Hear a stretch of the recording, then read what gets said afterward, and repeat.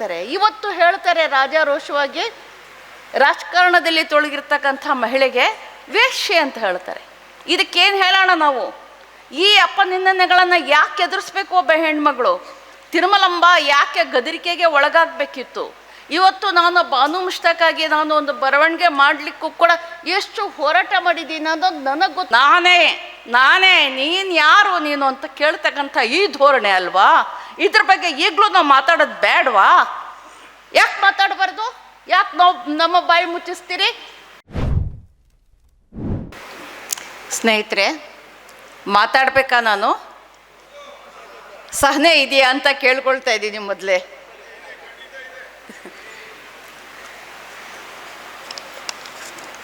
ಸಭೆಯಲ್ಲಿ ವೇದಿಕೆ ಮೇಲೆ ಆಸೀನರಾಗಿರ್ತಕ್ಕಂತಹ ಮತ್ತು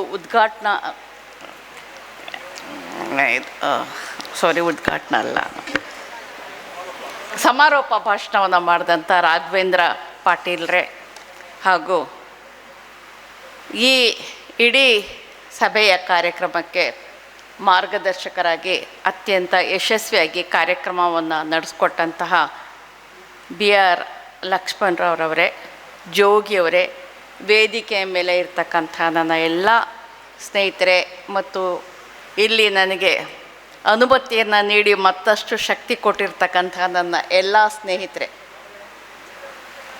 ಒಂದು ವಿಷಯವನ್ನು ನಿಮ್ಮ ಜೊತೆಯಲ್ಲಿ ನಾನು ಹೇಳ್ಕೋಬೇಕು.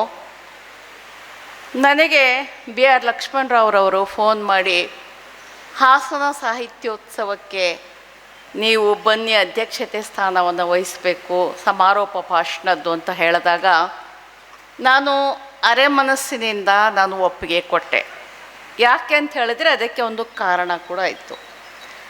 ಮೊದಲನೇದಾಗಿ ನಾನು ನನ್ನ ಹಾಸನದಲ್ಲಿ ನಡೀತಾ ಇರತಕ್ಕಂಥ ಸಾಹಿತ್ಯ ಕಾರ್ಯಕ್ರಮಕ್ಕೆ ಭಾಗವಹಿಸದೇ ಇರೋದಕ್ಕೆ ಸಾಧ್ಯ ಆಗಲಿಲ್ಲ. ಆದರೆ ಭಾಗವಹಿಸ್ತೀನಿ ಅಂತ ಹೇಳಿದ್ರೆ ನನಗೆ ಸಣ್ಣದೊಂದು ಸಮಸ್ಯೆ ಕೂಡ ಇತ್ತು. ಏನು ಅಂತ ಹೇಳಿದರೆ, ನಾವೆಲ್ಲ ಹಿಂದಿನಿಂದಲೂ ಕೂಡ ಖಡ್ಗವಾಗಲಿ ಕಾವ್ಯ, ಜನರ ನೋವಿಗೆ ಮಿಡಿಯುವ ಪ್ರಾಣಮಿತ್ರ ಅನ್ನತಕ್ಕಂಥ ಬಂಡಾಯದ ಹಿನ್ನೆಲೆಯಿಂದ ಬಂದತಕ್ಕಂಥ ಜನ, ಆ ಮನೋಧರ್ಮವನ್ನು ರೂಢಿಸ್ಕೊಂಡಿರೋಳು. ನನಗೆ ಈ ಹೆಸರಿನ ಬಗ್ಗೆ ಸ್ವಲ್ಪ ಕಿರಿಕಿರಿ ಅನ್ನಿಸ್ತು. ಹಬ್ಬ ಮಾಡ್ತಾ ಇದ್ದಾರೆ ಇವತ್ತಿನ ದಿನಗಳಲ್ಲಿ ಸಾಹಿತ್ಯದ್ದು, ಇವತ್ತಿನ ದಿನಗಳಲ್ಲಿ ಉತ್ಸವ ಮಾಡ್ತಾ ಇದ್ದಾರೆ. ಉತ್ಸವ ಅಂದರೂ ಹಬ್ಬನೇ, ದೇವ್ರ ಉತ್ಸವ ಮಾಡ್ತೀವಿ ಅಂತಾರೆ, ಸಂತೋಷ ಮಾಡ್ತಾರೆ, ಆ ಮೆರವಣಿಗೆ ಹೊರಡಿಸ್ತಾರೆ, ಸಂತೋಷನೇ ಮುಖ್ಯವಾಗಿರುತ್ತೆ, ಸಂಭ್ರಮನೇ ಮುಖ್ಯ ಆಗಿರುತ್ತೆ. ಇದು ಹೇಗೆ ಸಮಾಜದಲ್ಲಿ ಸಾಹಿತ್ಯದ ಮೂಲಕ ಬರೀ ಸಂಭ್ರಮ ಆದರೆ, ಉತ್ಸವ ಆದರೆ, ಹಬ್ಬ ಆದರೆ ಏನು ಪರಿಸ್ಥಿತಿ ಏನು ಅನ್ನೋದು ನನಗೆ ಬಂದಂಥ ಸ್ವಲ್ಪ ಆಲೋಚನೆ. ಹೀಗಾಗಿ ಅಂತೂ ನಾನು ನಿರ್ಧಾರ ತಗೊಂಡೆ ಈ ಕಾರ್ಯಕ್ರಮದಲ್ಲಿ ಭಾಗವಹಿಸ್ತೀನಿ ಅಂತ ಹೇಳ್ಬಿಟ್ಟು. ಒಂದು ಎರಡನೇದಾಗಿ, ನಾನು ವಕೀಲ ವೃತ್ತಿಲಿದ್ದೀನಿ, ನಿಮಗೆಲ್ಲ ಗೊತ್ತಿದೆ. ಒಂದು ಹೈಕೋರ್ಟ್ನಿಂದ ಒಂದು ತರಬೇತಿಗೆ ನಮ್ಮನ್ನು ಕರೆದ್ರು. ಒಂದು 15 ಜನ ಸೀನಿಯರ್ ಅಡ್ವೊಕೇಟ್ಗಳನ್ನ ಕರೆದ್ರು. ನಮ್ಮನ್ನು ತರಬೇತಿಯ ಕೊಠಡಿಗೆ ಕರ್ಕೊಂಡು ಹೋಗ್ಬೇಕಾದ್ರೆ ಅಲ್ಲಿ ಹೈಕೋರ್ಟ್ನಿಂದ ಬಂದಿದ್ದಂಥ ತರಬೇತಿದಾರರು ನಮಗೆಲ್ಲ ಹೇಳಿದರು, ಒಂದು ಕೆಲಸ ಮಾಡಿ, ನಿಮ್ಮೆಲ್ಲರ ಕೋಟನ್ನು ತೆಗೆದಿರಿ ಅಂತ ಹೇಳಿದ್ರು. ಕೋಟನ್ನು ನಾವು ತೆಗೆದ್ವಿ. ಒಂದೊಂದು ಚೀಟಿ ನಮ್ಮ ಕೈಗೆ ಕೊಟ್ಟರು. ನೋಡಿ, ಈ ಚೀಟಿ ಏನು ಬರೀ ಒಂದು ಸಿಂಬಾಲಿಕ್, ಒಂದು ಗುರುತು. ಏನು ಅಂದರೆ, ಇದುವರೆಗೂ ನೀವು ಸಾಂಪ್ರದಾಯಿಕವಾದಂಥ ಲೀಗಲ್ ಪ್ರೊಫೆಷನನ್ನು ನೀವು ಏನು ಅಡಾಪ್ಟ್ ಮಾಡಿದ್ದೀರಿ, ಏನು ನಡೆಸ್ತಾ ಇದ್ದೀರಿ, ಅದೆಲ್ಲವನ್ನು ಈ ಪೇಪರ್ಗೆ ಹಾಕ್ಬಿಟ್ಟು ಮುಚ್ಚಿ ನಿಮ್ಮ ಕೋಟಿನ ಜೋಬೊಳಗಿಟ್ಟು ಅದನ್ನು ಕೋಣೆಯ ಹೊರಗಡೆ ಇಟ್ಟು ನೀವು ಬನ್ನಿ ಒಳಗಡೆ ಅಂತ. ಅಂದರೆ ನಮ್ಮದೇ ಆದಂಥ ಮನೋಧರ್ಮಗಳಿರ್ತವೆ, ನಮ್ಮದೇ ಆದಂಥ ಆಲೋಚನೆಗಳಿರ್ತವೆ, ನಮ್ಮದೇ ಆದಂಥ ಕಂಡೀಷನಿಂಗ್ ಇರುತ್ತೆ. ಒಬ್ಬೊಬ್ರಿಗೂ ಅಷ್ಟೇ ನಮ್ಮದೇ ಆದಂಥ ಒಂದು ವಿಚಾರವನ್ನು ನೋಡ್ತಕ್ಕಂಥ ಕ್ರಮ ಇರುತ್ತೆ. ಹೀಗಾದಾಗ ಆ ತರಬೇತಿದಾರರು ನಮ್ಮ ಈ ಎಲ್ಲ ಆಲೋಚನಾ ವಿಧಾನವನ್ನು, ಸಾಂಪ್ರದಾಯಿಕವಾದಂಥ ಈ ಆಲೋಚನಾ ಕ್ರಮವನ್ನು ನಮ್ಮ ಕೋಟಿನ ಜೇಬ್ನೊಳಗಡೆ ಹಾಕಿ ಹೊರಗಡೆನೆ ಅದನ್ನು ನೇತಾಡಿಸಿದ್ರು. ಮುಕ್ತ ಮನಸ್ಸಿನಿಂದ ಬನ್ನಿ ಅಂತ ಹೇಳಿದ್ರು. ಹಾಗಾಗಿ ನಾನು ಈ ಸಭೆಗೆ ಮುಕ್ತ ಮನಸ್ಸಿನಿಂದ ಬಂದೆ.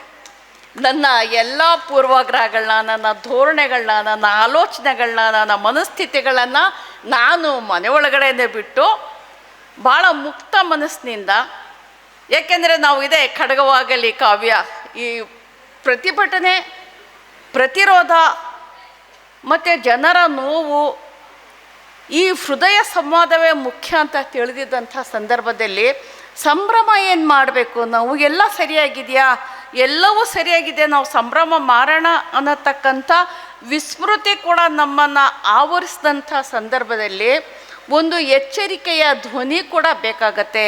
ಸಮಾಜದ ಪ್ರತಿ ನಮಗೆ ಭಿನ್ನವಾದಂತಹ ಒಂದು ತುಡಿತ, ಬದ್ಧತೆ ಎಲ್ಲವೂ ಕೂಡ ಇರಬೇಕಾದಂಥ ಒಂದು ಸಂದರ್ಭ ಕೂಡ ಇದಾಗಿದೆ. ಹೀಗಾಗಿ ಆ ಎಚ್ಚರದ ಒಂದು ಧ್ವನಿಯನ್ನು ಕಾಯ್ದುಕೊಂಡೇ ನಾನು ಈ ಕಾರ್ಯಕ್ರಮದಲ್ಲಿ ಭಾಗವಹಿಸ್ತೆ. ಬಹುತೇಕ ನೀವುಗಳು ಬಹಳಷ್ಟು ಜನ ಅದೇ ಮನಸ್ಥಿತಿಯಲ್ಲಿ ಇರ್ಬೋದು. ಏಕೆಂದರೆ ಇವತ್ತೊಂದು ನಾವು ಏನು ಖಡ್ಗವಾಗಲಿ ಕಾವ್ಯ ಅಂತ ಘೋಷಣೆಯನ್ನು ಕೂಗಿದ್ದೀವೋ ಅಲ್ಲಿಂದ 50 ವರ್ಷಗಳನ್ನು ದಾಟಿದ್ದೀವಿ, ಒಂದು ಸಂಕ್ರಮಣ ಕಾಲವನ್ನು ಕಂಡಿದ್ದೀವಿ. ಹೀಗಾಗಿ ಸಾಮಾಜಿಕ ಒಂದು ಮೌಲ್ಯಗಳು, ಸಮಾಜದ ಸ್ಥಿತಿಗತಿ, ಸಮಾಜದ ಆಲೋಚನಾ ವಿಧಾನ ಎಲ್ಲವೂ ಕೂಡ ಪಲ್ಲಟ ಆಗಿದೆ. ನಮ್ಮ ಬದುಕುಗಳು ಕೂಡ ಪಲ್ಲಟ ಆಗಿದೆ. ಹೀಗಾಗಿರ್ತಕ್ಕಂಥ ಸಂದರ್ಭದಲ್ಲಿ ನಾವು ಈ ಪಲ್ಲಟದ ಈ ಕವಲು ಹಾದಿಯಲ್ಲಿ ನಿಂತಹ ಸಂದರ್ಭದಲ್ಲಿ ನಿರಾಕರಣೆ ಮಾಡ್ತಕ್ಕಂಥ ಮನಸ್ಥಿತಿಯಲ್ಲೂ ಕೂಡ ಇಲ್ಲ, ಸ್ವೀಕರಿಸ್ಬೇಕಾಗತ್ತೆ. ಸ್ವೀಕರಿಸಿದಂಥ ಸಂದರ್ಭದಲ್ಲಿ ಕೂಡ ಅದರ ಜೊತೆಯಲ್ಲಿಯೇ ಒಬ್ಬ ಸಾಹಿತಿಗೆ ಬೇಕಾದಂಥ ಸಾಮಾಜಿಕ ಜವಾಬ್ದಾರಿಯ ಒಂದು ಹೊಣೆಗಾರಿಕೆಯನ್ನು ಕೂಡ ಇಟ್ಕೊಳ್ಳೇಬೇಕಾಗತ್ತೆ ಜೊತೆಯಲ್ಲಿ ಅನ್ನೋದು ನನ್ನ ಅಭಿಪ್ರಾಯ. ಆದರೆ ನಿನ್ನೆಯಿಂದ ನಾನು ಭಾಗವಹಿಸಿದ್ದೀನಿ ಕಾರ್ಯಕ್ರಮದಲ್ಲಿ. ಮೊದಲೇ ಹೇಳಿದಾಗೆ ನನಗೂ ಕೂಡ ವರ್ಕಿಂಗ್ ಡೇ. ನಿನ್ನೆನೇ ಸೋಮವಾರದಿಂದಲೇ ನಮ್ಮ ಕೋರ್ಟ್ಗಳು ರಿಓಪನ್ ಆಗಿದ್ದು, ಹೀಗಾಗಿ ದಡ ನಮ್ಮ ತಲೆ ಮೇಲೆ ಕೆಲಸದ ಹೊರೆ ಕೂಡ ಇದೆ. ಈ ಸಂದರ್ಭದಲ್ಲಿ ನಾನು ನಿನ್ನೆ ಮತ್ತು ಇವತ್ತು ಕೂಡ ಈ ಕಾರ್ಯಕ್ರಮದಲ್ಲಿ ಇದ್ದೇ, ಯಾರ ಒತ್ತಡಕ್ಕೂ ಅಲ್ಲ, ನನ್ನದೇ ಆದಂಥ ಒಂದು ಆಸಕ್ತಿಯಿಂದ ನಮ್ಮ ಸ್ಥಳದಲ್ಲಿ ನಡೀತಾ ಇರ್ತಕ್ಕಂಥ ಇಂಥ ಉತ್ತಮ ಕಾರ್ಯಕ್ರಮದಲ್ಲಿ ನಾನು ಭಾಗವಹಿಸ್ತಾ ಇದ್ದರೆ ನನ್ನ ಮನಸ್ಸಿಗೆ ನಾನು ಉತ್ತರ ಹೇಳ್ಕೊಳ್ಳಿಕ್ಕಾಗೋದಿಲ್ಲ ಅನ್ನತಕ್ಕಂಥ ಒಂದು ಪರಿಸ್ಥಿತಿ ಇದ್ದಿದ್ದರಿಂದ ನಾನು ಭಾಗವಹಿಸಿದ್ದು ಕೂಡ ಒಳ್ಳೆಯದಾಯಿತು ಅಂತ ಹೇಳ್ಬಿಟ್ಟು ನನಗೆ ಅನ್ನಿಸ್ತಾ ಇದೆ. ಏಕೆಂದರೆ ನಾವು ಯಾವುದೇ ಸಂದರ್ಭದಲ್ಲಿ ಕೂಡ ಅನೇಕ ಹೊಸ ವಿಷಯಗಳನ್ನು, ವಿಚಾರಗಳನ್ನು ಸ್ವೀಕರಿಸ್ತಕ್ಕಂಥ ಮನಸ್ಥಿತಿ ಕೂಡ ನಮಗೆ ಬೇಕಾಗತ್ತೆ. ಹೀಗಾಗಿ ನಿನ್ನೆ ನಡೆದಂಥ ಕೆಲವು ಕಾರ್ಯಕ್ರಮಗಳ ಬಗ್ಗೆ ಮತ್ತು ಅಲ್ಲಿನ ಅನಿಸಿಕೆಗಳ ಬಗ್ಗೆ, ಅಲ್ಲಿ ಬಂದಂಥ ವಿಚಾರದ ಬಗ್ಗೆ ಮಿತ್ರರಾದ ರಾಘವೇಂದ್ರ ಪಾಟೀಲ್ರವರು ಅದನ್ನು ಪ್ರಸ್ತಾಪ ಮಾಡಿದ್ದು. ನಿನ್ನೆ ಒಂದು ಬಹಳ ಮುಖ್ಯ ಅಂಶವನ್ನು ಅವರು ಬೇಕು ಅಂತಲೇ ನಿರ್ಲಕ್ಷಿಸಿದಾರಾ ಅನ್ನೋದು ಕೂಡ ನನ್ನ ಮನಸ್ಸಿನಲ್ಲಿ ಮೂಡಿದಂಥ ಒಂದು ವಿಷಯ. ಪಿ ಚಂದ್ರಿಕಾ ಅವರು ಮಾತಾಡ್ತಾ ಹೇಳಿದರು, ಕೇವಲ 4ನೇ ತರಗತಿಯವರೆಗೆ ಓದಿದಂಥ ತಿರುಮಲಾಂಬರವರು 14ನೇ ವರ್ಷದಲ್ಲೇ ಪತಿಯನ್ನು ಕಳ್ಕೊಂಡಂಥ ಆ ಮಹಿಳೆ ಕನ್ನಡದಲ್ಲಿ ಸೃಜನಶೀಲ ಸಾಹಿತ್ಯವನ್ನು ರಚಿಸಿದಾಗ ಮಾಸ್ತಿಯವರಿಂದ ಅವರಿಗೆ ವಿಭಿನ್ನವಾದಂಥ ಮತ್ತು ತೀವ್ರವಾಗಿ ನಕಾರಾತ್ಮಕವಾದಂಥ ಏನು ಒಂದು ಪ್ರತಿಕ್ರಿಯೆ ಸಿಕ್ತು ಅಂತ ಹೇಳಿದ್ರು. ನಂತರ ಅವರು ಬರೆಯೋದನ್ನೇ ಬಿಟ್ಬಿಟ್ರು. ನಾನು ಇದನ್ನು ಮಾಸ್ತಿಯವರ ಗದರುವಿಕೆ ಅಂತ ಹೇಳ್ತೀನಿ. ಸಾಮಾಜಿಕ ಗದರುವಿಕೆ, ಗದರಿಸೋದು ಅಂತ ಹೇಳ್ಬಿಟ್ಟು ಈ ಸಾಮಾಜಿಕ ಗದರುವಿಕೆ ಇದೆಯಲ್ಲ, ಇವತ್ತು ಕೂಡ ಹೇಗೆ ಮುಂದುವರಿತಾ ಇದೆ ನೋಡಿ. ರಾಜಕೀಯದಲ್ಲಿ ಬಂದಂಥ ಒಬ್ಬ ಮಹಿಳೆಗೆ ಮೌನವಾದರು, ತಿರುಮಲಾಂಬರವರು ಮೌನವಾದರು ಅಂತ ಚಂದ್ರಿಕಾ ಹೇಳಿದರು. ಆಮೇಲೆ ನಿನ್ನೆಯಿಂದ ನಾನು ನೋಡ್ತಾ ಇದ್ದೀನಿ ಫೇಸ್ಬುಕ್ನಲ್ಲಿ ಇದ್ರ ಬಗ್ಗೆ ಬಹಳಷ್ಟು ಚರ್ಚೆ ನಡೀತಾ ಇದೆ.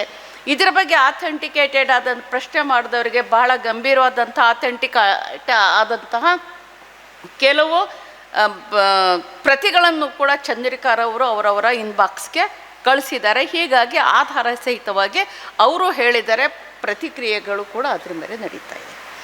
ಈ ಗದರುವಿಕೆ ಯಾಕೆ ನಡೆಯುತ್ತೆ ಅಂದರೆ, ಒಬ್ಬ ಹೆಣ್ಮಗಳನ್ನ ಮೌನಗೊಳಿಸೋದಕ್ಕೆ, ಆಕೆಯನ್ನು ಮಾತಾಡ್ದಂಗೆ, ಬರೆಯದಂಗೆ, ಬದುಕದಂಗೆ, ಆಕೆ ಎಲ್ಲ ಸತ್ವವನ್ನು ಕೂಡ ಕಳ್ಕೊಳ್ಳುವ ಹಾಗೆ ಆಕೆಯನ್ನು ಭಯದಲ್ಲಿ ನಿಯಂತ್ರಣದಲ್ಲಿ ಇಡುವ ಸಲುವಾಗಿ ಸಾಮಾಜಿಕ ಗದರುವಿಕೆಯನ್ನು ಬಳಸ್ತಾರೆ. ಇವತ್ತು ಹೇಳ್ತಾರೆ ರಾಜಾರೋಷವಾಗಿ ರಾಜಕಾರಣದಲ್ಲಿ ತೊಡಗಿರ್ತಕ್ಕಂಥ ಮಹಿಳೆಗೆ ವೇಶ್ಯೆ ಅಂತ ಹೇಳ್ತಾರೆ. ಇದಕ್ಕೇನು ಹೇಳೋಣ ನಾವು? ಈ ಅಪನಿಂದನೆಗಳನ್ನು ಯಾಕೆ ಎದುರಿಸ್ಬೇಕು? ಒಬ್ಬ ಹೆಣ್ಮಗಳು ತಿರುಮಲಂಬ ಯಾಕೆ ಗದರಿಕೆಗೆ ಒಳಗಾಗಬೇಕಿತ್ತು? ಇವತ್ತು ನಾನು ಬಾನು ಮುಷ್ತಾಕಾಗಿ ನಾನು ಒಂದು ಬರವಣಿಗೆ ಮಾಡಲಿಕ್ಕೂ ಕೂಡ ಎಷ್ಟು ಹೋರಾಟ ಮಾಡಿದ್ದೀನಿ ಅನ್ನೋದು ನನಗೆ ಗೊತ್ತು, ನನಗೆ ಸಂಬಂಧಪಟ್ಟಂಥ ಹತ್ತಿರದ ಕೆಲವು ಸಮೀಪವರ್ತಿಗಳಿಗೆ ಗೊತ್ತು. ಹೀಗಾಗಿ ನನಗೆ ಯಾಕೆ ಈ ಚಾಲೆಂಜಸ್ ಬರಿಬೇಕು? ಯಾಕೆ ಬರಬೇಕು? ಯಾಕೆ ನನಗೆ ಮುಕ್ತವಾಗಿ ಬರೀಲಿಕ್ಕೆ ಅವಕಾಶ ಇಲ್ಲ? ಇವತ್ತಿಗೂ ಕೂಡ ಈ ಅಂಶಗಳನ್ನು ಗಮನಿಸಿದಾಗ ಹೆಣ್ಣು ಮಕ್ಕಳು ಮುಕ್ತವಾಗಿದ್ದಾರೆ. ಅವರೇ ಅದನ್ನು ಹೌದು ಗಳಿಸ್ಕೊಳ್ತಾ ಇದ್ದೀನಿ ನಾನು. ನೋಡಿ, ನನಗೆ 2 ವಿಧದ ಕೆಲಸಗಳು, 2 ವಿಧದ ಜವಾಬ್ದಾರಿ. ಒಂದು ಬರಿಬೇಕು, ಬರ್ದಿದ್ದನ್ನು ದಕ್ಕಿಸ್ಕೋಬೇಕು. ಈ ಸಾಮಾಜಿಕ ಗದರುವಿಕೆಗೆ ಸೆಟೆದು ನಿಲ್ಲಬೇಕು. ಹೋಗಯ್ಯ ನೀನು ಅಂತ ಹೇಳುವಂಥ ಈ ಒಂದು ಸ್ಥಾನಕ್ಕೆ ನಾನು ಬರಬೇಕಾದ್ರೆ ಏನೇನಾಗಿದೆ? ಹೊಳೆಯಲ್ಲಿ ಎಷ್ಟು ನೀರು ಹರಿದಿದೆ, ಎಷ್ಟು ಕಣ್ಣೀರಿನ ರಾತ್ರಿಗಳನ್ನ ಕಳೆದಿದ್ದೀನಿ, ಎಷ್ಟು ನಿದ್ರೆ ಇಲ್ಲದ ರಾತ್ರಿಗಳನ್ನ ಕಳೆದಿದ್ದೀನಿ, ಎಷ್ಟು ಪ್ರಾಣಾಪಾಯಗಳನ್ನು ನಾನು ಎದುರಿಸಿದ್ದೀನಿ. ಯಾಕೆ ಬೇಕು ನನಗೆ? ಯಾಕೆ ಬರೀಬೇಕು ನಾನು? ಉತ್ತರ ಇದೆಯಾ? ಬಹಳ ಸುಲಭ. ಹೇಳುವುದು ಬಹಳ ಸುಲಭ, ಬರೆಯೋದು ಕಷ್ಟ. ಬರೆದ್ರೆ ಕೈ ಸುಡತ್ತೆ, ಬರೀದೇ ಇದ್ದರೆ ಎದೆ ಸುಡತ್ತೆ. ಈ ಒಂದು ಸಂಕಷ್ಟದಲ್ಲಿ ಬರೀತಾರಲ್ಲ ಹೆಣ್ಮಕ್ಳು. ಕೆಲವರಿಗೆ ಬದುಕು ಸುಲಭ ಇರ್ಬೋದು, ಕೆಲವರಿಗೆ ಬದುಕು ಸುಲಭ ಇಲ್ಲ. ಬಹಳ ಕಷ್ಟ ಇದೆ. ಬರವಣಿಗೆ ಬಹಳ ಕಷ್ಟ ಇದೆ ಹೆಣ್ಮಗಳಿಗೆ. ರಾಜಕಾರಣದಲ್ಲಿ ಆಕೆಗೆ ಬಹಳ ಕಷ್ಟ ಇದೆ. ಕಣ್ಣೀರು ಹಾಕ್ತಾರೆ ಒಬ್ಬ ಮಿನಿಸ್ಟ್ರು. ನಾನು ಓಪನ್ ಲೆಟ್ರ್ ಬರೀತೀನಿ, ಏನಮ್ಮ ನಿಮ್ಮಂಥ ಪವರ್ಫುಲ್ ಮಹಿಳೆ ಈ ಥರ ಕಣ್ಣೀರು ಹಾಕಿದರೆ ನಮ್ಮಂಥ ಪಡ್ಪೋಸಿಗಳು ದಿನ ಬೆಳಗ್ಗೆದ್ದು ಸಾಮಾಜಿಕವಾಗಿ ಬಯಸ್ಕೊಳ್ಳೋರು ನಾವೇನು ಮಾಡಬೇಕು? ನಮಗೇನು ದಿಕ್ಕು ದೆಸೆ ತೋರಿಸ್ತಾ ಇದ್ದೀರಿ ಅಂತ ಹೇಳಿಬಿಟ್ಟು. ಕ್ಯಾರೆಕ್ಟರ್ ಅಸಾಸಿನೇಷನ್ ಇದೆಯಲ್ಲ, ಒಬ್ಬ ಹೆಣ್ಣುಮಗಳಿಗೆ ಅವಳ ಕೈ ಕಾಲು ಜೋಡಿಸ್ಬಿಟ್ಟು ಕೈ ಮುಗಿದು ಮನೆ ಒಳಗಡೆ ಸುಮ್ಮನೆ ಕೂತ್ಕೊಂಡ್ಬಿಡ್ಬೇಕು, ಮೌನವಾಗಿದ್ಬಿಡ್ಬೇಕು, ದೆವ್ವದಂತೆ ಬದುಕಬೇಕು. ಅಂಥ ಪರಿಸ್ಥಿತಿಗೆ ತರುವಂಥದ್ದು ಈ ಪುರುಷ ಅಹಂಕಾರಗಳಲ್ವಾ? ಈ ಪುರುಷನ ಒಂದು ಶ್ರೇಷ್ಠತೆ ಅಲ್ವಾ? ನಾನೇ ನೀನು ಯಾರು ನೀನು ಅಂತ ಕೇಳ್ತಕ್ಕಂಥ ಈ ಧೋರಣೆ ಅಲ್ವಾ? ಇದ್ರ ಬಗ್ಗೆ ಈಗಲೂ ನಾವು ಮಾತಾಡೋದು ಬೇಡವಾ? ಯಾಕೆ ಮಾತಾಡಬಾರ್ದು? ಯಾಕೆ ನಾವು ನಮ್ಮ ಬಾಯಿ ಮುಚ್ಚಿಸ್ತೀರಿ? ಅಟ್ಲೀಸ್ಟ್ ನಾನಾದರೂ ಮಾತಾಡ್ತೀನಿ. ನನಗೆ ಭಯ ಹುಟ್ಟಿಸಾಯ್ತು. ನಿನ್ನ ಪ್ರಾಣನೇ ತೆಗಿತೀರಿ ಅಂದ್ರೆ ತೆಗಿರಿ. ಯಾಕೆ ಮಾತಾಡಬಾರ್ದು? ಮಾತು ಆಡಬಾರ್ದು ಅಂತ ಹೇಳ್ತೀರಲ್ಲ, ಇದು ಯಾವ ನ್ಯಾಯ, ಯಾವ ಧರ್ಮ ಇದು? ಕುಟುಂಬದ ವಿಚಾರ ನಮ್ಮ ಸ್ನೇಹಿತರು ರಾಘವೇಂದ್ರ ಪಾಟೀಲರು ಪ್ರಸ್ತಾಪ ಮಾಡಿದರು. ಹೌದು, ಕುಟುಂಬ ನಿಲ್ಲಬೇಕು, ಕೌಟುಂಬಿಕ ಸಂಬಂಧಗಳು ಬೇಕು, ಬೇಡ ಅಂತ ಹೇಳೋದಿಲ್ಲ ನಾನು. ಬೇಕು, ಮದುವೆ ಅನ್ನತಕ್ಕಂಥ ಇನ್ಸ್ಟಿಟ್ಯೂಷನ್ ಬೇಕು. At the cost of what? ಮದುವೆಯನ್ನು ನಾನು ಉಳಿಸ್ಕೋಬೇಕು. ಹೆಣ್ಮಗಳು ನಾವೇ ನಮ್ಮ ಪಡಿಪಾಟ್ಲು ನೀವು ಕೇಳಿಬಿಡಿ. ನಮ್ಮ ಆಫೀಸಿಗೆ ಬಂದ ಹೆಣ್ಮಕ್ಳಿಗೆ ನಾವು ಬೆಣ್ಣೆ ಮತ್ತಲ್ಲಿ ಹೇಳ್ತೀನಿ ನಾನೇ, ಬಿಡಮ್ಮ ಒಂದು ಮದುವೆನ ಉಳಿಸ್ಕೋಬೇಕಾದ್ರೆ ಅದು ಹೆಣ್ಣುಮಗಳ ಜವಾಬ್ದಾರಿ ಅಂತ ನಾನೇ ಹೇಳ್ತೀನಿ. ನೋಡಿ ಎಂಥ ದ್ವಂದ್ವ ಇದೆ ನಮಗೆ ಅಂತ ಹೇಳ್ಬಿಟ್ಟು. ನೀನೇ ಕಣಮ್ಮ, ಹೆಣ್ಣುಮಗಳೇ ಒಂದು ಸಂಸಾರನ ಉಳಿಸ್ಕೋಬೇಕಾದಂಥವಳು. ಗಂಡು ಬಿಡು, ಏನಾದರೂ ಮಾಡ್ಕೊಂಡು ವಾಪಸ್ ಬರಲಿ, ಕಾಲು ತೊಳೆದು ಅವನನ್ನು ಸೇರಿಸ್ಕೊ ಅಂತ ಹೇಳ್ತೀವಿ ಸರ್, ಹೇಳ್ತಾ ಇದ್ದೀವಿ. ಕುಟುಂಬ ಹೆಂಗೆ ಉಳಿಬೇಕು? At the cost of A woman. ನಾನು ವರದಕ್ಷಿಣೆ ಕೊಟ್ಟು ಮದುವೆ ಆಗಬೇಕು. ನನ್ನ ತಂದೆ ತಾಯಿ ಹೇಳ್ತಾರೆ, ನಮ್ಮ ಮನೆಯಲ್ಲಿ ಬೆಳೆದೊಂದು ಹೂವನ್ನು ತಗೊಂಡಾಗಿ ನೀವು ಹೊಸ್ಕಾಕಿ ಸಾಯಿಸಾಕಿ ಏನಾದರೂ ಮಾಡಾಕಿ ಅಂತ. ಹಂಗೆ ಹೋಗಬೇಕು ನಾನು. ಅವನ ಮನೆಗೆ ಹೋಗಬೇಕು, ಅವನ ಮನೆಯಲ್ಲಿ ಆಳಾಗಬೇಕು, ಕಸ ಹೊಡಿಬೇಕು, ಬಟ್ಟೆ ಒಗಿಬೇಕು, ಅಡುಗೆ ಮಾಡಬೇಕು, ಅವನಿಗೆ ಲೈಂಗಿಕ ಸಂಗಾತಿ ಆಗಬೇಕು, ಅವನ ಮಕ್ಕಳಿಗೆ ತಾಯಿ ಆಗಬೇಕು, ಹೊಡೆಸ್ಕೋಬೇಕು, ಬೈಸ್ಕೋಬೇಕು. ನನ್ನ ಚಲನವಲನದ ಮೇಲೆ ಅವ್ನು ನಿಗಾ ಇಟ್ಟಿರ್ತಾನೆ, CCTV ಕ್ಯಾಮ್ರಾ ಹಾಕಿಸ್ತಾನೆ. ಹೀಗಾಗಿ ನಾನು ಉಳಿಸ್ಕೋಬೇಕಾ ಒಂದು ಕುಟುಂಬನ? ಕುಟುಂಬ ಉಳಿಸ್ಕೋಬೇಕಾದಂಥವ್ರು ಯಾರು? ಕುಟುಂಬ ಉಳಿಸ್ಕೊಳ್ಳೋ ಜವಾಬ್ದಾರಿ ಗಂಡಸಿಗಿಲ್ವಾ? ಇದೆಯಾ ಇಲ್ವಾ ಹೇಳಿ ನೀವು? ಇದೆ ಅಲ್ವಾ? 100% ಕುಟುಂಬ ಉಳಿಸ್ಕೊಳ್ಳೋ ಒಂದು ಜವಾಬ್ದಾರಿ ಗಂಡಸಿಗೂ ಇದೆ. ಉಳಿಸ್ಕೋಬೇಕು ಅವನು ಕೂಡ. ಹೆಣ್ಣು ಮಗಳ ಮೇಲೆ ಬರೀ ಒಂದು ಹಿಡಿತವನ್ನು ಇಟ್ಕೊಂಡು ಅವಳನ್ನ ಅಟ್ಟಾಡಿಸ್ಕೊಂಡು ಅವಳ ಮೇಲೆ ನಿಯಮಗಳನ್ನು ಹೇರ್ಬಿಟ್ಟು ಧರ್ಮನ ತರ್ತೀರಿ ನೀವು, ಧರ್ಮ ಗ್ರಂಥಗಳನ್ನ ತರ್ತೀರಿ ನೀವು. ನೀನು ಹಿಂಗೆ ಬದುಕಬೇಕು ಅಂತ ಹೇಳೋದಕ್ಕೆ ಸಾಮಾಜಿಕವಾಗಿ ಥೂ ಅಂತೀರಿ, ನೀನು ಹಿಂಗೆ ಬದುಕಬೇಕು ಅಂತ ಹೇಳ್ತೀರಿ.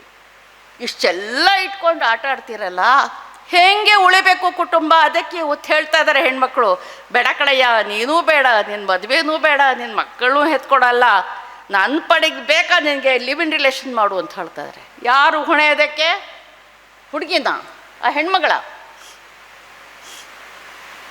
ನೀವು ಗೌರವಯುತವಾದಂಥ ಪ್ರೀತಿಯ ಒಂದು ಬದುಕನ್ನು ಆಕೆಗೆ ಕೊಟ್ಟಿದ್ದಿದ್ರೆ ಆಕೆ ಯಾಕೆ ಮದುವೆಯ ವರ್ತುಲದಿಂದ ಆಕೆ ಯಾಕೆ ಹೊರಗೆ ಹೋಗ್ತಾಳೆ? ಅವಳು ಮನುಷ್ಯಳು ತಾನೇ. ಈ ಎಲ್ಲ ಪ್ರಶ್ನೆಗಳು ಕೂಡ ಫೆಮಿನಿಸಮ್ ಅಂತ ಹೇಳಿದರೆ,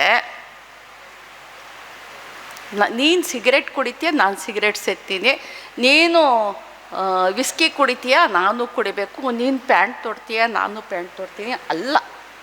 ಸಮಾನತೆ ಅಂದರೆ ಅದಲ್ಲ. Equal treatment, equal respect.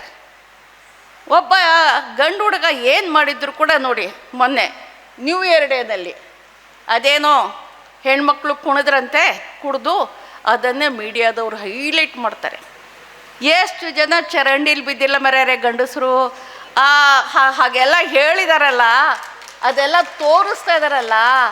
ಅವ್ರು ಎಲ್ಲೆಲ್ಲಿ ಏನೇನು ಕುಡಿದು ಏನೇನು ಚೆಲ್ಲಾಟ ಮಾಡಿದ್ದಾರೆ, ಅವ್ರ ಫೋಟೋಸ್ ಯಾಕೆ ಬರ್ತಾ ಇಲ್ಲ? ಇದನ್ನ ಕೇಳೋದು ತಪ್ಪ? ಅದಕ್ಕೆ ಸ್ನೇಹಿತರೆ, ನನಗೊಂದು ಸಂತೋಷ ಇದೆ. ಇಲ್ಲಿ ಕಾವ್ಯ ವಾಚನ ಕೂಡ ಆಯಿತು, ಕಾವ್ಯದ ಅಭಿನಯ ಕೂಡ ಆಯಿತು, ಹಳೆಗನ್ನಡದ ಕಾವ್ಯಗಳದ್ದು ಕೂಡ ರಸವತ್ತಾಗಿ ಬಿತ್ತರಿಸಿದ್ರು. ಪ್ರತಿಯೊಂದು ಕೂಡ ಒಳ್ಳೆ ಕಾರ್ಯಕ್ರಮ ಆಯಿತು. ಅದರ ಕೊರತೆಗಳು ಕೂಡ ಇವೆ. ನನಗೆ ಹೇಳೋದಾದರೆ ನಾನು ಹೇಳ್ತೀನಿ, ಮಹಿಳೆಯರ ಬಗ್ಗೆ ಚರ್ಚೆಗೆ ಇನ್ನೂ ಸ್ವಲ್ಪ ಜಾಸ್ತಿ ಕಾಲಾವಕಾಶ ಕೊಡಬೇಕಿತ್ತು. 10 ನಿಮಿಷದಲ್ಲಿ ಏನೂ ಕೂಡ ಆಗೋದಿಲ್ಲ. ಬೇಕಿದ್ದರೆ ಅವಧಿಯನ್ನು ಕೂಡ ಕಡಿಮೆ ಮಾಡಿ, ಗೋಷ್ಠಿಗಳನ್ನು ಕಡಿಮೆ ಮಾಡಿ ಅವಧಿಯನ್ನು ಹೆಚ್ಚಿಸಿ, ಅಟ್ಲೀಸ್ಟ್ ಇಡೀ ಒಂದು ದಿನ ಒಂದು ಟೈಮ್ ಕೊಟ್ಟು ಬೆಂಗಳೂರಿಂದ ಇಲ್ಲಿಗೆ ಬರ್ತಾರೆ, ಒಂದು ದಿನ ವ್ಯಯ ಮಾಡಿದಂಥವ್ರಿಗೆ ಅಷ್ಟೇ ಅವರ ವಿಷಯನ ವಿಸ್ತಾರ ಮಾಡಲಿಕ್ಕಾದರೂ ಒಂದು ಸ್ವಲ್ಪ ಕಾಲಾವಕಾಶ ನಾವು ಕೊಡಿ ಅಂತ ಹೇಳ್ಬಿಟ್ಟು ಕೇಳ್ತೀನಿ ನಾನು. ಹೀಗಾದಾಗ ವಿಷಯವನ್ನು ಪ್ರಸ್ತುತಪಡಿಸ್ಲಿಕ್ಕೆ ಅದ್ರ ಬಗ್ಗೆ ಅವ್ರಿಗೆ ಸ್ವಲ್ಪ ಅವಕಾಶ ಕೊಟ್ಟಾಗತ್ತೆ. 8 ಗೋಷ್ಠಿ ಇರೋದು 6 ಗೋಷ್ಠಿ ಮಾಡಿ, ಅಥವಾ 2 ದಿನದ ಸಮಾವೇಶ ಇರೋದು 3 ದಿನದ ಸಮಾವೇಶ ಮಾಡಿ. ಅದು ನಿಮ್ಮ ಆರ್ಥಿಕ, ನಿಮ್ಮ ಚೈತನ್ಯದ ಬಗ್ಗೆ ಡಿಪೆಂಡ್ ಆಗುತ್ತೆ ಅಷ್ಟೇ. ನನ್ನ ಸಲಹೆಗಳು ಇವು ಇಷ್ಟು. ನಾನು ಹೇಳ್ತೀನಿ, ಒಂದು ಮದುವೆ ನಿಲ್ಲಬೇಕಾದ್ರೆ ಇಬ್ಬರ ಕೆಲಸ ಕೂಡ, ಅದು ಇಬ್ಬರ ಹೊಣೆಗಾರಿಕೆ ಕೂಡ. ಅತುಲ್ ಅಂತ ಒಬ್ಬ ಇಂಜಿನಿಯರು ಆತ್ಮಹತ್ಯೆ ಮಾಡ್ಕೊಂಡ ಅಂತ ಹೇಳಿಬಿಟ್ಟು ಇಡೀ ಮೀಡಿಯಾಗಳು ಎಲ್ಲ, ನನಗೂ ದುಃಖ ಆಯಿತು ಪಾಪ. ನನ್ನ ಮಗನಂಗೆ ಕಾಣಿಸ್ತಾ, ನಂಗೆ ತುಂಬ ಬೇಜಾರಾಯಿತು. ಆದರೆ ನೋಡಿ, ಕ್ರೌರ್ಯಕ್ಕೆ ಲಿಂಗ ಭೇದ ಇಲ್ಲ. ಒಬ್ಬ ಹೆಣ್ಮಗಳು ಕೂಡ ಅಷ್ಟೇ ಕ್ರೌರ್ಯ ಮಾಡ್ತಾಳೆ, ಒಬ್ಬ ಗಂಡಸು ಕೂಡ ಅಷ್ಟೇ ಕ್ರೌರ್ಯ ಮಾಡ್ತಾಳೆ. ವೈವಾಹಿಕ ಜೀವನದಲ್ಲಿ, ದಾಂಪತ್ಯ ಜೀವನದಲ್ಲಿ ಕ್ರೌರ್ಯ ಇದೆಯಲ್ಲ, ಹೆಣ್ಮಗಳು ಕೂಡ ಅಷ್ಟೇ ಮಟ್ಟಿಗೆ ಕ್ರೌರ್ಯ ಮಾಡಬಲ್ಲಳು. ಇದನ್ನು ನನ್ನ ಅನುಭವದಿಂದ ನಾನು ತಿಳಿದಿದ್ದೀನಿ. ಆದರೆ ನಾನು ಕೇಳೋದು, ಅತುಲ್ದು ಹೈಲೈಟ್ ಆಗತ್ತೆ. ಇವತ್ತು ನೋಡಿ, ನಮ್ಮ ಲೋಕಲ್ ಪತ್ರಿಕೆಗಳಲ್ಲಿ ವರದಿಯಾಗಿದೆ, ಒಬ್ಬ ಗಂಡ ಹೆಂಡತಿಯನ್ನು ಗದ್ದೆಯಲ್ಲೇ ಕೊಚ್ಚಿ ಕೊಲೆ ಮಾಡಿ ಎಸ್ತಿದ್ದಾನೆ. ಅದು ಬರೀ ಒಂದು ಸುದ್ದಿ ಆಗತ್ತೆ, ಸಿಂಗಲ್ ಕಾಲಮ್ ನ್ಯೂಸ್ ಆಗತ್ತೆ. ಇವೊಂದು ಅತುಲ್ದು ತಿಂಗಳಾನುಗಟ್ಟಲೆ ಒಂದು ಪಬ್ಲಿಸಿಟಿ ಆಗುತ್ತೆ. ಯಾಕೆ? ಅವಳದು ಜೀವ ಅಲ್ವಾ? ಎಷ್ಟು ಜನ ಹೆಣ್ಮಕ್ಳು ಇವತ್ತು ದಿನಕ್ಕೆ ಎಷ್ಟು ಜನ ಹೆಣ್ಮಕ್ಳು ಆತ್ಮಹತ್ಯೆ ಮಾಡ್ಕೊಳ್ತಾ ಇದ್ದಾರೆ. ಈ ಒಂದು ಈಕ್ವಲ್ ಟ್ರೀಟ್ಮೆಂಟ್ ಕೊಡಿ ಅಂತ ಅದೇ ಹೇಳ್ತಿರೋದು. ಸಮಾನವಾಗಿ ಕಾಣಿ, ಸಮಾಜ ಇಬ್ಬರನ್ನು ಕೂಡ ಸಮಾನವಾಗಿ ಕಾಣಬೇಕಾಗತ್ತೆ. ನನ್ನ ಸ್ನೇಹಿತರು, ಇನ್ನೂ ಒಂದು ನನ್ನ ಕೋರಿಕೆ ಏನು ಅಂದರೆ, ವೀಕೆಂಡ್ ಮಾಡಿ ಕಾರ್ಯಕ್ರಮ ಅಂತ ಹೇಳ್ಬಿಟ್ಟು. ಯಾಕೆಂದರೆ ವೀಕ್ ಡೇಸಲ್ಲಿ ತೊಂದರೆ ಆಗುತ್ತೆ ಬಹಳಷ್ಟು ಜನರಿಗೆ. ಎರಡನೇದಾಗಿ ನಾನು ಹೇಳುವಂಥದ್ದು, ನಮ್ಮ ಹಾಸನದ ಸಾಹಿತ್ಯಾಸಕ್ತರು, ನನ್ನ ಸ್ನೇಹಿತರು 2 ದಿನಗಳ ಕಾಲ ಫುಲ್ಲು ಭರ್ತಿಯಾಗಿದ್ದುಕೊಂಡು ಈ ಕಾರ್ಯಕ್ರಮವನ್ನು ಅತ್ಯಂತ ಹೆಚ್ಚು ಸಕ್ಸಸ್ಫುಲ್ಲಾಗಿ ಮಾಡಿದ್ದಾರೆ. ಈ ಕಾರ್ಯಕ್ರಮದ ಒಂದು ಔಟ್ಕಮ್ ಏನು ಅಂತ ಹೇಳಿದರೆ, ಅನೇಕ ಪ್ರಶ್ನೆಗಳು ಮೂಡಿ ಬಂದಿವೆ. ಆ ಪ್ರಶ್ನೆಗಳು ಇನ್ನೂ ಚರ್ಚೆಗೆ ಒಳಪಡಬೇಕು, ಚರ್ಚೆಗೆ ಒಳಪಡ್ತಾ ಇವೆ. ಈಗಾಗಲೇ ಬೇರೆ ಬೇರೆ ಕಡೆಯಲ್ಲಿ ಪತ್ರಿಕೆಗಳಲ್ಲೂ ಚರ್ಚೆಗೆ ಬರುತ್ತೆ, ಫೇಸ್ಬುಕ್ಕಲ್ಲೂ ಚರ್ಚೆಗೆ ಬರುತ್ತೆ. ಎಲ್ಲ ಕಡೆಗಳಲ್ಲೂ ಕೂಡ ಈ ವಿಚಾರಗಳು ಮತ್ತೆ ಚರ್ಚೆ ಆಗಬೇಕು, ಮರು ನಿರ್ವಚನಗೊಳ್ಳಬೇಕು. ಫೆಮಿನಿಸಮ್ ಅನ್ನುವಂಥದ್ದು ಪುರುಷನಿಗೆ ವಿರೋಧವಾದಂಥ ಕ್ರಿಯೆ ಅಲ್ಲ, ಬದಲಿಗೆ ಆತನೊಂದಿಗೆ ಪ್ರೀತಿಯೊಂದಿಗೆ, ಸನ್ಮಾನದೊಂದಿಗೆ, ಗೌರವದಿಂದ ಒಂದು ಬದುಕು ಮಾಡಲಿಕ್ಕೆ ಕೇಳ್ತಕ್ಕಂಥ ಅವಕಾಶದ ಕ್ರಿಯೆ ಅನ್ನೋದನ್ನು ಇಲ್ಲಿ ಹೇಳ್ತಾ, ಸ್ನೇಹಿತರೆ, ಕೊನೆಯ ಕಾರ್ಯಕ್ರಮ, ಕೊನೆಯ ಭಾಷಣ, ಇನ್ನೂ ಜಾಸ್ತಿ ಹೊತ್ತು ನಿಮಗಳಿಗೆಲ್ಲ ನಾನು ವಿಚಾರವನ್ನು ಹೆಚ್ಚು ಚರ್ಚೆ ಮಾಡಬಾರ್ದು. ಯಾಕೆಂದರೆ ನಾನು ಇಲ್ಲೇ ಲೋಕಲಲ್ಲೇ ಇರ್ತೀನಿ, ಮತ್ತೆ ನಿಮ್ಮಗಳಿಗೆ ಸಿಗ್ತಾ ಇರ್ತೀನಿ. ಮತ್ತೆ ಚರ್ಚೆ ಮಾಡಿ ಮರು ನಿರ್ವಚನಗೊಳಿಸೋಣ. ನಿಮಗೆಲ್ಲರಿಗೂ ಕೂಡ ನನ್ನ ವಂದನೆಗಳು. ಮತ್ತು ಈ ಸಂದರ್ಭದಲ್ಲಿ ಮಲ್ಲೇಶ್ ಗೌಡರು ಮತ್ತು ಕಾರ್ಯಕಾರಿ ಸಮಿತಿಯವರು, ಮದನ್ ಗೌಡರು, ಜೋಗಿ ಸರ್, ಲಕ್ಷ್ಮಣರಾವ್ ಅವರು ಮತ್ತು ಇದಕ್ಕೆ ಸಂಬಂಧಪಟ್ಟಂಥ ಅನೇಕ ಜನ ಹಗಲು ರಾತ್ರಿ ಕೆಲಸ ಮಾಡಿ ಈ ಒಂದು ಕಾರ್ಯಕ್ರಮವನ್ನು ಯಶಸ್ವಿಯಾಗಿ ಮಾಡಿದ್ದಾರೆ. ಇದರ ಬಗ್ಗೆ ನನಗೆ ವೈಯಕ್ತಿಕವಾಗಿ ಅನಿಸುತ್ತೆ, ಇವತ್ತು ಒಂದು ಸಾಮಾಜಿಕ ನ್ಯಾಯದ ಕಡೆಯಿಂದ ಇನ್ನೂ ಕೆಲವು ಗೋಷ್ಠಿಗಳು ಇರಬೇಕಿತ್ತು. ಉದಾಹರಣೆಗೆ ತೃತೀಯ ಲಿಂಗಗಳ ಬಗ್ಗೆ ಇರಬೇಕಿತ್ತು. ಉದಾಹರಣೆಗೆ ದಲಿತರ ಮೇಲೆ ಇವತ್ತಿಗೂ ನಡೀತಾ ಇರತಕ್ಕಂಥ ಅಟ್ಟಹಾಸಗಳ ಬಗ್ಗೆ ನಡೀತಾ ಇರಬೇಕಿತ್ತು, ಅಥವಾ ಸಂವಿಧಾನದ ಒಂದು ಚರ್ಚೆ ಇರಬೇಕಿತ್ತು. ಇದು ನನಗೆ ತುಂಬ ಇಷ್ಟವಾದಂಥ ಒಂದು ಚರ್ಚೆ. ಎಲ್ಲ ಗೋಷ್ಠಿಗಳು ಕೂಡ ಚೆನ್ನಾಗಿದ್ವು, ನನಗೆ ಇಷ್ಟವಾದವು. ಇಂಥವು ಇನ್ನೂ ಕೆಲವು ಇರಬೇಕಿತ್ತು ಅಂತ ನನಗನ್ಸುತ್ತೆ. ಇನ್ನೂ ಒಂದು ಸಲಹೆ, ಈಗ ಏನು ಲಕ್ಷ್ಮಣರಾವ್ ಅವರು ಮತ್ತು ಜೋಗಿ ಅವರು ಹೇಳ್ತಾ ಇದ್ದಾರೆ, ಬಂದ ಲೇಖಕರು 2 ದಿನ ಉಳಿಬೇಕು, ಒಂದು ಸಾಹಿತ್ಯಾಸಕ್ತರ ಜೊತೆಯಲ್ಲಿ ಸಂವಾದವನ್ನು ಮಾಡಬೇಕು ಅಂತ. ಅದು ಖಂಡಿತ ನಿಜ. ಅದನ್ನು ಆಗಗೊಡುವ ಒಂದು ದಿಕ್ಕಿನಲ್ಲಿ ಮುಂದೆ ಕಾರ್ಯಕ್ರಮ ನಡೆಸಲಿಕ್ಕೆ ಇಷ್ಟಪಡ್ತಕ್ಕಂಥ ನಮ್ಮ ಆಯೋಜಕರು, ಆ ಲೇಖಕರು ಅಥವಾ ಒಂದು ಏನು ಸಂಪನ್ಮೂಲ ವ್ಯಕ್ತಿಗಳು ಅಥವಾ ವಿಶೇಷ ಆಹ್ವಾನಿತರು ಯಾರಿರ್ತಾರೆ ಅವರ ಹೆಸರನ್ನು ಸ್ವಲ್ಪ ದಪ್ಪಾಕ್ಷರದಲ್ಲಿ ಬರೆದವ್ರಿಗೆ ಕೊಟ್ಟರೆ ನೋಡಿದವ್ರಿಗೂ ಕೂಡ ಅವರ ಹೆಸರು ಗುರುತು ಪರಿಚಯ ಆಗಿ ಅವ್ರ ಜೊತೆ ಸಂವಾದ ಮಾಡಲಿಕ್ಕೆ ಅವಕಾಶ ಆಗತ್ತೆ ಅನ್ನತಕ್ಕಂಥ ಮಾತನ್ನು ಹೇಳ್ತಾ, ಇಲ್ಲಿ ಇಷ್ಟು ಹೊತ್ತಿನ ಕಾಲ ನನ್ನನ್ನು ಸಹಿಸಿಕೊಂಡು ನನ್ನ ಮಾತುಗಳನ್ನ ಕೇಳಿದಂಥ ನಿಮ್ಮೆಲ್ಲರಿಗೂ ವಂದಿಸಿ ನನ್ನ ಮಾತುಗಳನ್ನ ಮುಗಿಸ್ತೀನಿ.